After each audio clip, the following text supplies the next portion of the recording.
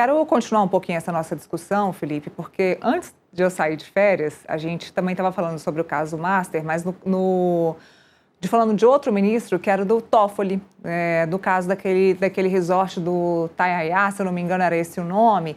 E por que eu estou tocando nisso? Porque a gente falou agora do caso do ministro Lewandowski, da família dele, até porque o nome dele não está envolvido, ele não é sócio do escritório da família dele. Mas no caso do Toffoli, que ele também não tinha o nome lá no resort, mas aí a gente veio tentando comprovar aí a participação do ministro no resort, da família dele também no resort, é mais um indício de mais uma participação de um ministro aí ligado ao caso do Banco Master, da REAG e de tudo isso que vem sendo ligado, porque a gente vem montando um quebra-cabeça aí nas últimas semanas aí do caso Master, desde dessa matéria exclusiva e dessa apuração exclusiva aqui do Metrópolis, aí, do resort da família do ministro Toffoli. De lá para cá, a gente vem ligando aí outros ministros e outras autoridades, aí, como você disse, ao Daniel Vorcaro e ao Banco Master, e cada dia vem surgindo novas informações do Banco Master, antigo Banco Máximo, do Willbank e também agora da REAG também. Então, a minha pergunta também do caso do Lewandowski, a gente podia ter feito no caso do Toffoli, né? O ministro Toffoli também ligado aí ao resort e a família dele também. Ou seja, até que ponto é imoral participar de tudo isso? A gente está num momento em que o judiciário discute um código de ética em que os próprios ministros não chegam num consenso aí para um código de ética, em que o ministro Edson Fachin está sozinho, solitário, discutindo um código de ética. Ontem a gente viu lá uma pataquada, desculpa aí a expressão, mas do ministro Toffoli e do ministro Alexandre de Moraes discutindo ética, falando sobre até onde um ministro pode, um ministro ou familiares de ministros podem chegar nas redes sociais, podem chegar na internet, até onde eles podem chegar.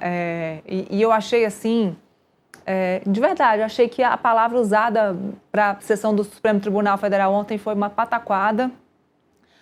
O ministro Edson Fachin está solitário aí na questão do Código de Ética, num momento que, na minha opinião, é sim necessário um Código de Ética, se nesses momentos de crise não servirem para isso, e em que momentos eles vão servir.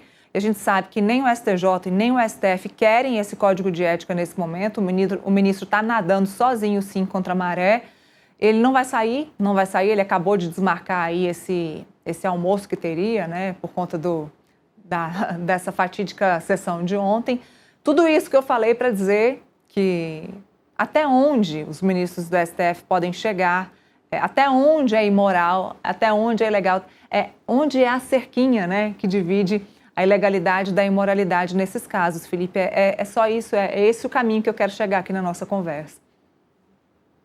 Bruneira, se você pegar, né, a legislação brasileira, ela já dá, de certa forma, algum parâmetro para a atuação dos magistrados. A gente tem a Constituição Federal, que fala do princípio da moralidade, a gente tem o Estatuto da Magistratura, a Lei Orgânica da Magistratura, né, que prevê várias obrigações e deveres de juízes e magistrados que se aplicam a ministro do Supremo Tribunal Federal, inclusive não podendo dar entrevista sobre assunto que está sobre a pauta de julgamento. A gente tem o Código de Processo Civil, a gente tem o Código de Processo Penal, ou seja, a gente tem várias legislações, né, e o arcabouço jurídico amplo que permite, né, e que dá baliza à atuação de magistrados, né. Mas o que acontece, no meu modo de ver, e aí eu vou concordar contigo, é que essa legislação ela não é uma legislação, no meu modo de ver, tão direta e tão específica em alguns assuntos, né, e isso faz com que os ministros do Supremo Tribunal Federal fiquem soltos, né, em relação a vários assuntos, né.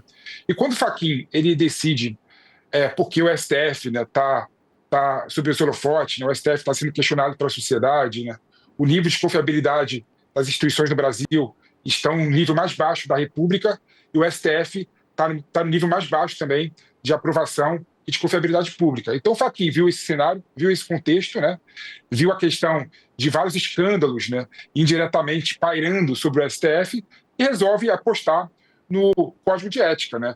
E ele dá uma pista, né, por exemplo, de achar que o Código de Ética deveria se inspirar no Código de Ética alemão. E o Código de Ética alemão prevê várias especificidades que a legislação brasileira não prevê.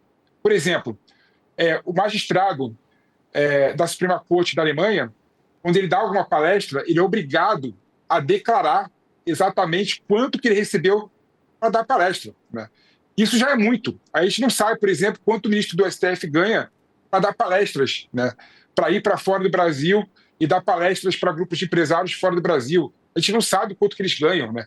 Só por isso já é válido o Código de Ética do STF. Além de tudo, né, tem várias questões, por exemplo, que perpassam a questão do Banco Master, que eu acho interessante a gente colocar aqui, né, que poderia ser regulado pelo Código de Ética. Como, por exemplo, faz sentido o escritório de parente de ministro do Supremo Tribunal Federal advogar no Supremo Tribunal Federal? Em modo de ver, não. Em modo de ver, não. E a legislação ela é muito omissa em relação a esse assunto.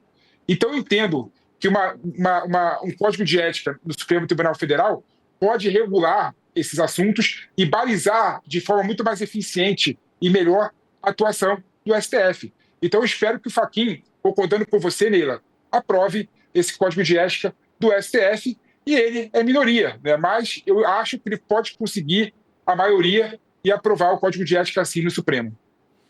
Olha, eu adoraria que isso fosse possível, mas infelizmente ele está solitário, né? Tomara que ele consiga, mas está solitário lá nesse momento dentro da Suprema Corte. Bom, vamos